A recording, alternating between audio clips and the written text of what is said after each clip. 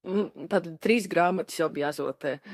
Un viņas visas, es negribu teikt, bet tāda negatīva konotācija, bet tāda, tā kā ciemi, kur ir maz iedzīvotāji palikušas stācijas, kas vairs nav stācijas, par tādām aizgājušām lietām. Man pašai tīri emocionāli gribējās kaut ko drusku gaišāku.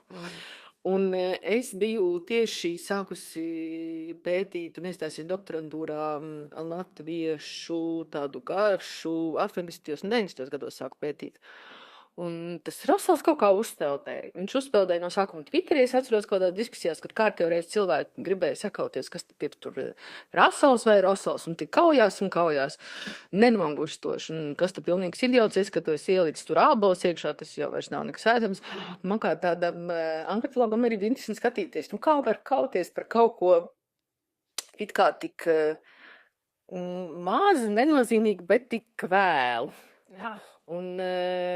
Un es domāju, kāpēc, un es domāju, te taču ir elīna materiāls, un kaut kas tāds drusku gaišāks un tāds foršs, bet man arī kā fotogrāfam es reiz domāju, bet Russells ir kaut kas tik nebildējams. Tā, ka vienais Russells ir nevienmēr garšīgs, Russells ir bērni parasti, bet viņš parasti viņš nav smuks. Tad es uzreiz tā padomāju, un tik interesanti. Tā nav smuks interesanti. Mēģināsim, gan jau kaut kas sanāk. Bet, līdz ko tu rādi cilvēku klāt, un viņa video, un tad jau cilvēks ir skaists. Zini, kā ēdiens cilvēkam vispār ir svarīgs. Jo ēdiens tomēr ir daļa no kultūras. Un cilvēkam patīk cīnīties par to subkultūru. Tā ir nozīmīga, tā ir svarīga, tā daudz ko par viņu pasaka. Un tāpēc arī cīnās. Bet taisnības labad nav tā, ka viss cīnās ar ko likt vīrā pasiekšā. Kāpēc neliec tādu vai kāpēc neliec šī tādu? Par to Russellu varbūt tāpēc, ka tur ir daudz, viss kaut kas ir likts pēc garšas no sērijas. Russells ļaujās varbūt improvizācijai. Kā tad jūsu ģimenē taisa Russellu? Es teiktu, manā ģimenē netaisa Russellu. Kaut kad taisa, bet tā vispār neiespringstot. Man bija smieklīgi, es kaut kad pirms apmēram gada mājās taisa Russellu, un mamma pienāk klāt, saka, to taču neliek.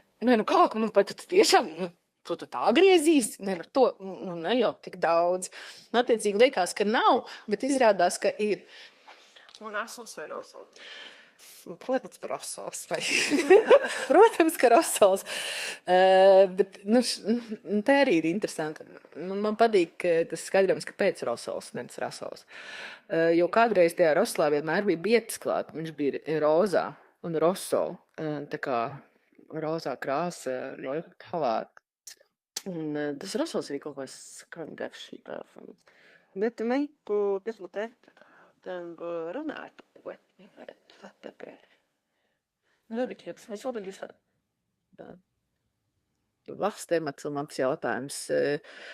Es mēģinu neapvainoties, ja kāds saka nepareizi un saka Russells, bet es mīlu tomēr izlabot un teikt, bet mēs taču zinām, ka Russells īstenībā. Un ja kādreiz taisa kaut kāds aptaujas internetā, tur balso, kā tad ir pareizi, Russells vai Russells. Un vienmēr tas Russells izvirzās vadībā. Viņš ir kaut kāds dabīgāks un tāds cilvēcīgāks, mīkstāks. Garšīgākais. Tāpēc, ka senākajās Russella receptēs tur no 17. gadsimta vēl nemaz nav kartupeļu, tāpēc, ka kartupeļu vēl nemaz nebija. Tas bija kaut kas tāds, vēl pavisam svešs un nezināms. Un tā kā tas ir pilnīgi normāli. Tad vienmēr, tad, kad tu saliec labi daudz gaļas iekšā, tie kartupeļi pār neprasās. Skaidrs, ka tas Russells sanāk dārgāks, jo, manuprāt, ka tos kartupeļus tik daudz liek, jo vienkārši tas Russells sanāk lētāks. Viņš ir tāds apjomīgāks, bet tev tur mazāk ir noscīt arī jāieguldās. Un tu pievāri pilnu tur bļodu ar kartupeļiem un gandrīz tu pieliec kaut kādu zirnīšu klāt, gandrīz kā veģetārais Russells.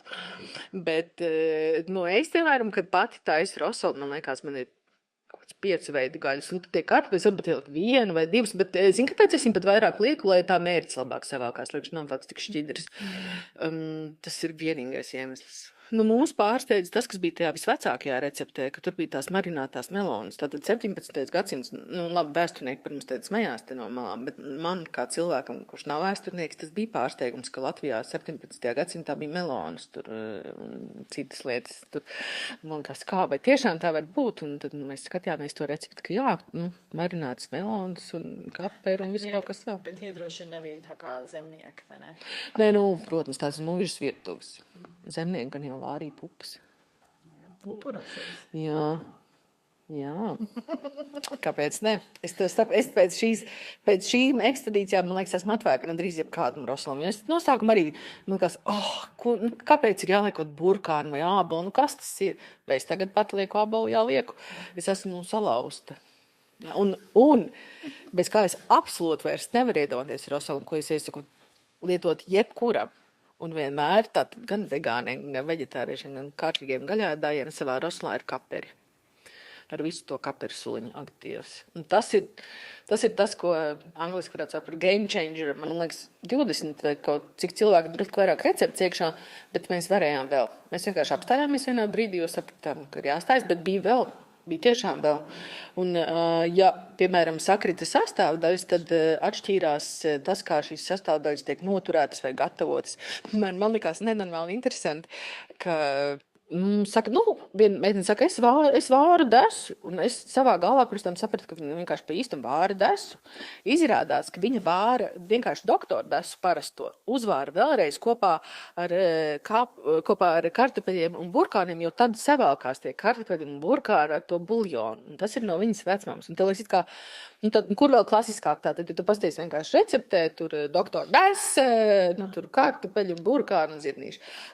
Bet tas ir tāds piemērs, ka it kā pat klasiskas tādas receptes slēp sevi kaut ko pilnīgi negaidīt. Jāliek, kas katram garšo. Kaut kādas es esmu skūpināts viss, te redzējusi rosolā, kas brīnišķīgi garšo marinātas melonas. Un ir daudz saka, tas taču nav rosols vairs.